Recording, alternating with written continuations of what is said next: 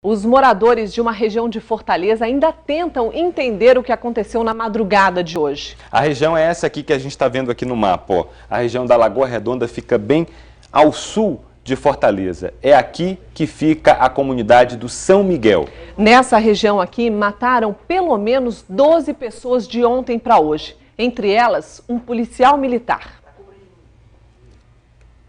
Valtenberg Chaves Serpa foi morto com um tiro na nuca, depois de tentar defender a mulher de um assalto. O crime aconteceu no bairro Lagoa Redonda. O PM foi levado ao Frotinha de Messejana, mas morreu durante o atendimento. De acordo com testemunhas, os 3 suspeitos fugiram a pé. Por volta de meia-noite, 5 pessoas foram assassinadas na travessa Elza Leite de Albuquerque, na comunidade São Miguel. Eu acordei com a batida no portão da porta da minha vizinha. Aqui, ó. Puxaram o filho dela lá de dentro. Retiraram ele, já tinha um colega dele já deitado no chão. Atiraram só na cabeça dele, na presença do pai. Ainda deram um tiro no pai. Pegaram ele, arrastaram de dentro de casa e mataram ele e o amigo dele que estava lá fora. Mais uma hora depois, mataram mais 3 pais de família. O genro dela, outro rapaz, foi atender uma pessoa para comprar um cigarro, foi assassinado também. Retiraram uma criança do braço do rapaz e mataram. Onde só foi 5 mortes. 5 mortes. 2 na minha rua e 3 na rua dela. Disseram por quê? Qual foi a justificativa de... Nada. Tem envolvimento com alguma coisa? Não, nenhum. Moradores contam que policiais militares foram os responsáveis pelas mortes. O meu genro estava deitado, dormindo com a minha filha grávida, e ele chegou arrombando as portas, pegou, deu um tiro no menino na cabeça, um tiro no peito, se o menino falar, tirou o meu neto dos braços dele, de 5 anos o menino, e ia matando a minha neta de 2 anos, a menina deitada na rede, e ele deu um soco na rede que a menina caía, matando a menina. Não pode não, gente. A polícia não, isso não é polícia não, isso daí é bandido. Eram policiais fardados, a senhora viu? Todo mundo viu, fardado. No início da manhã, vândalos tentaram colocar fogo num ônibus que passava bem ao lado da travessa onde as pessoas morreram. A tentativa de incêndio ao ônibus foi exatamente neste ponto, na Avenida Odilon Guimarães. A gente consegue perceber ainda estilhaços de vidros espalhados pelo chão. Nós tentamos conversar com a população sobre esse assunto, mas ninguém quis gravar entrevista. Os populares informaram também que desconhecem os autores dessa ação. Ao todo, 14 pessoas morreram de ontem para hoje. A informação foi confirmada pela polícia. Entre as vítimas estão Marcelo da Silva Mendes, de 17 anos, e Pedro Alcântara Barroso, de 16. Eles foram baleados e trazidos para o Frotinha de Messejana nesse carro, como mostra o vídeo feito por moradores. A Associação de Cabos e Soldados está preocupada com o número de policiais mortos esse ano no estado do Ceará. O número é crescente de mortes policiais, essa violência, nós não podemos, nós não estamos fora disso, nós somos para salvar a sociedade, mas também estamos sendo vítimas. Mais um policial morto, mas fica a família fica sofrendo, e nós aqui das associações, nós vamos acompanhar de perto e cobrar das autoridades que nós já não aguentamos mais. Olá, muito boa tarde a todos que nos acompanham. Nós estamos falando agora ao vivo aqui da área da Grande Messejana. A gente acabou de mostrar essa reportagem e vamos escutar a Polícia Militar saber como é que estão as investigações desses casos. A gente conversa agora com o Coronel Francisco Souto, que é o comandante do policiamento da capital. Coronel, a gente mostrou vários casos. A princípio, a gente tem como informar se eles estão interligados à morte do policial ontem à noite, a morte dessas pessoas na comunidade que nós acabamos de mostrar, e tem também o caso lá da Osório de Paiva, que daqui a pouquinho a gente explica, né? Esses casos estão aí interligados? Bem, realmente nós tivemos aí uma madrugada atípica, onde várias jovens ligados ao tráfico de drogas foram eliminados, né? E a partir de então nós recebemos a determinação expressa do nosso secretário, Dr. Delci Castro Teixeira, para montarmos operações em toda a Grande Messejana, principalmente nos locais onde se concentraram esses homicídios, que é a Lagoa Redonda, o Curió e o São Miguel. E juntamente com a Delegacia de Homicídios e Proteção à Pessoa, na pessoa do Dr. George, nós estamos montando linhas de investigação tanto na parte ostensiva como na parte velada. Acreditamos que essas mortes estão relacionadas principalmente à morte de um traficante aqui dessa região, que foi morto com 33 disparos, inclusive de fuzil 5.56, ontem no 4º anel viário, de nome Lindenberg Vieira Dantas, certo? Esse rapaz tinha vários integrantes de quadrilhas e foi eliminado e pode ter sido represália. Outra linha de investigação é exatamente a prisão recente de um também traficante aqui da região da Grande Messejana, bem como do Tancredo Neves, de nome Carlos Alexandre Alberto da Silva, conhecido por Castor, no qual se encontrava com armas de grosso calibre, fuzil e pistola. E, evidentemente, não se descarta a possibilidade de existirem algumas represálias por conta da morte do policial. Alana, Luiz Esteves aqui do estúdio, tudo bem? Você me escuta? Ok, Luiz, eu te escuto, Luiz, pode falar. Pois é, a gente acabou de ouvir numa reportagem moradores aí mesmo da comunidade falando que a polícia, alguns policiais fardados, entraram de forma arbitrária na casa das pessoas. O que a polícia tem a dizer sobre isso, né? Sobre esse comportamento de alguns policiais?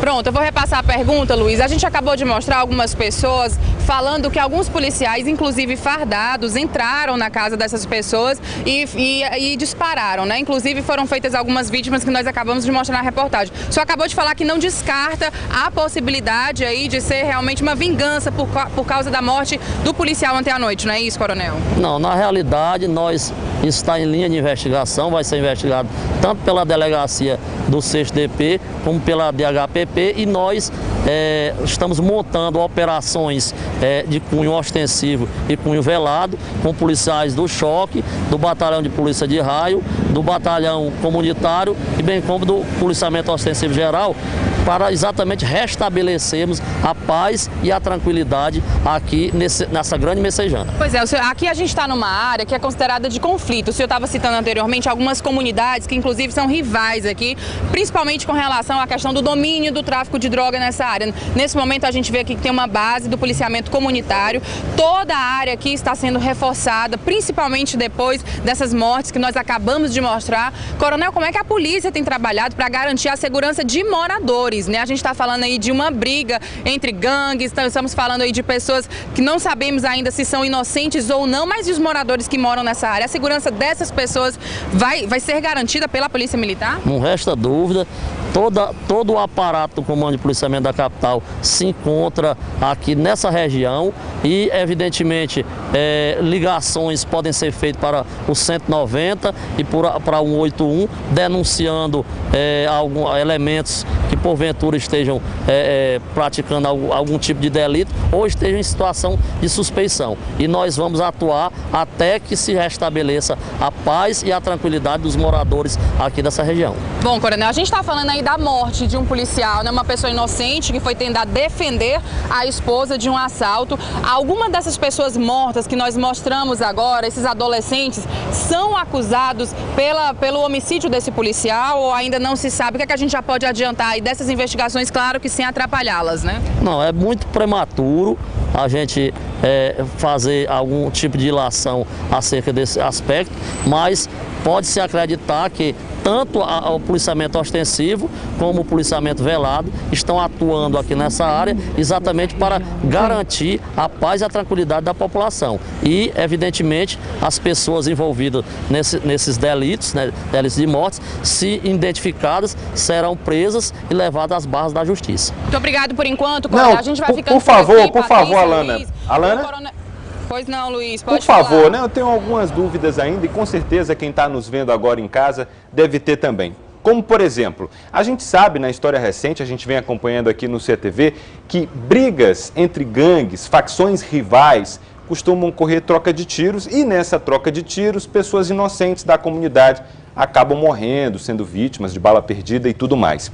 Nesse caso, a gente tem um número alto já confirmado pela polícia, 12 pessoas mortas. Há possibilidade desse número ser maior e algum inocente pode estar no meio dessas vítimas?